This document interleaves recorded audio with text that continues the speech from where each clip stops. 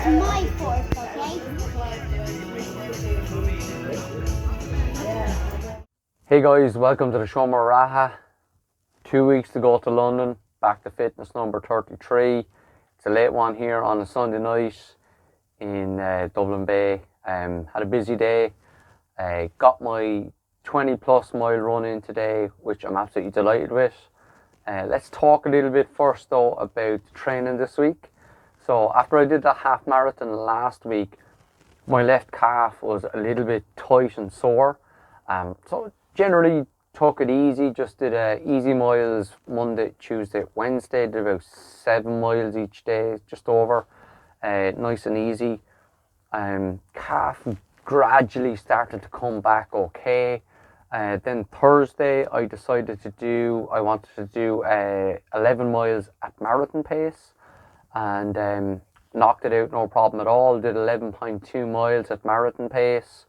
Considering it was only like 4 or 5 days after I ran the half marathon, I accomplished it quite well. I was really happy with it.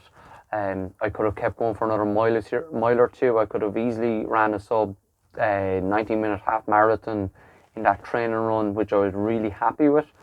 But the calf again was slightly tight and tender afterwards. So I took it easy again Friday, and I planned to do some form of a tempo / speed session on the Saturday, but I was very conscious of the calf, and I was also very conscious of having to try and manage trying to get my last kind of sub marathon pace run in, but also not risking my ability to be able to run the race. So I went over to Shomore Park onto the pitches. You had that lovely 800-meter loop around the 2 pitches, and I decided I'm going to do some form of a session there. So I ran over with my warm-up. It's about just under 2.5 miles. And when I got over there was a couple of games going on the pitches. There was a couple of people around. So in that situation, you have to be kind of careful, because there's matches going on, there's mentors, there's subs, there's people there watching the match. So you have to be conscious of not running into people for a start, but also of people maybe standing in your way by accident. So I said, okay, don't want to upset the calf, don't want to do too much. Decided to do mile repeats. So the ultimate would have been doing 6 by a mile, but the aim was to do 5 by a mile, and I did 4 by a mile. Now, you'd think I might be disappointed with that, but I was actually quite pleased, because I got through it fine. I could feel the calf starting to tighten up in the 4th one. The pace was really good. I did the first one in like 6:17, the second one 6:15, and then I went down to 6:20 and 6:24. So like the pace, I was happy with the pace. And again, considering 2 days earlier I'd ran 11.2 miles at marathon pace, and a week beforehand I had raced a half marathon. So you have to kind of take everything into account in regards that the body is still recovering, the body is tired. I was running on grass. I had to be very aware of other people in the vicinity. So if there had been absolutely no one around, I probably would have ran that a little bit faster, which is like that's a bonus as well. So I could have done the 5th one, no problem at all, but I was completely aware of my body. The body was saying, no, that's enough for today. You want to do your long run tomorrow, don't jeopardize that. So I ended up, I got a good cool down in as well. So I got like 10 miles in altogether. And then today I did 2 hours, just over 2 hours, 40 minutes in my long run.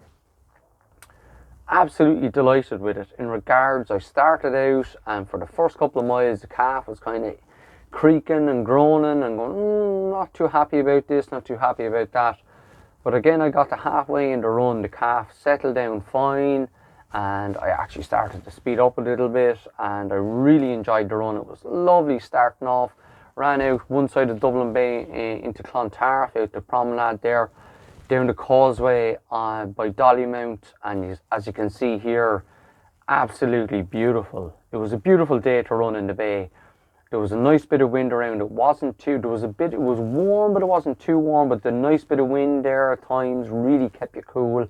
So I ran back up Clontarf Promenade, back through the city centre, down the Keys and out the other side of the bay, out to Sandymount. As you can see here, got to the other side of the bay, swung back around, went in around the ports, down and back home, and I got 2 hours 40 now. As you know, I've been running with the Casio, so I don't actually know what distance or pace I ran, and I don't care because I really enjoyed the run. My previous marathons, when I'd been training for them, I had struggled with the long runs. All the other stuff I had been really on top of, and it was my long, slow runs that I actually struggled with to get up over that 20-mile distance.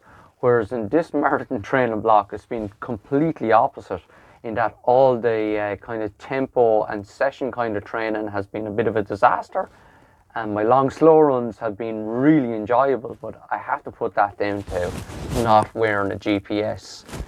There you go.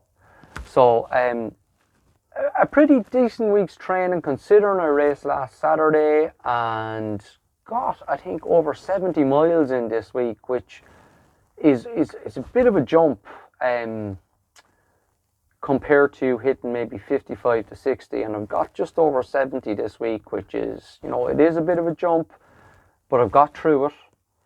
Day off tomorrow, no running tomorrow at all. Now most guys doing London will be in their taper by now. Some people will do a 3-week taper. I normally try to do a 2-week taper. So I'm in taper-ish mode. We have 2 weeks from today is the race. Okay, so anything from about 9 days inwards is not actually going to benefit your fitness. So that gives me a 2 or 3 day window to maybe do one more session to try and benefit my performance on the day. So you could do maybe, you know, something fast, but I don't think that's going to benefit me in the race. What I need to do is another tempo run at a marathon pace effort. Now the one I did the other day, I ran 11.2 miles at an average pace of 6:46. So considering I'd only ran a half marathon or raced a half marathon a couple of days beforehand, I was really happy with that. So my plan, hopefully on Tuesday, take tomorrow off, and hopefully on Tuesday is to run a half marathon at marathon efforts, and then maybe knock out one more longish run later in the week. That will give me maybe an 8 or 9 day break then between that last long run and the actual race. So I'll have maybe 8 or 9 days where I'll just be running easy, maybe doing a bit of swimming, doing plenty of stretching, all that fun stuff. So that's where I am at the moment. Today now, I probably didn't leave myself down in a certain way, in regards that I have to say that this is the first marathon I will ever ran, other than my very first marathon back in 2009, where I didn't have any expectations at all other than to finish the race. So my first race in my first marathon in 2009 in Dublin, it was a complete shot in the dark. I didn't know anything. I had ran, just ran loads of miles, and I'd done 3 20-mile runs, 21-mile runs actually, and knew I could cover the distance, but hadn't a clue about the experience. And fast forward now to 2021, that's 12 years later, I'm pretty much back in the same boat. Like, I have ran several marathons in between and had many different experiences, but I'm in the dark again in regards. This is the first marathon I've ran since 2009 where I won't actually be targeting a time or a PB or trying to beat my previous best. I'm nowhere near in the shape to try and beat what I ran in Dublin in 2017, which is 2:50:31. So I'm going to go to London on Bankela, and my daughter, the 3 of us are going over. We have our hotel booked, we have our flights booked. We have 2 nights in London. We're going to have some really nice family time. I'm going to run the race, and what will be, and the primary target is to try and run under 3 hours. But if I ran 3:02 or 3:03, I don't really, at this moment in time, I say I don't really care, but maybe at the time I will. But I really just want to go there and enjoy it and take it in it's iconic. London Marathon, the route, all the different places you pass. It's one of the oldest big city marathons. I grew up watching it on the BBC. I feel like it's a pleasure to actually be taking part in the race. So because the numbers are reduced this year and what have you, everything to do with COVID. So I'm just really looking forward to a couple of days with me and my wife and my daughter, and getting to run a marathon with zero pressure other than getting from A to B. So that's where we are at the moment, guys. 2 weeks to go. I'm going to have some interesting stuff for you next week. I've dug up some old footage of myself running in previous marathons.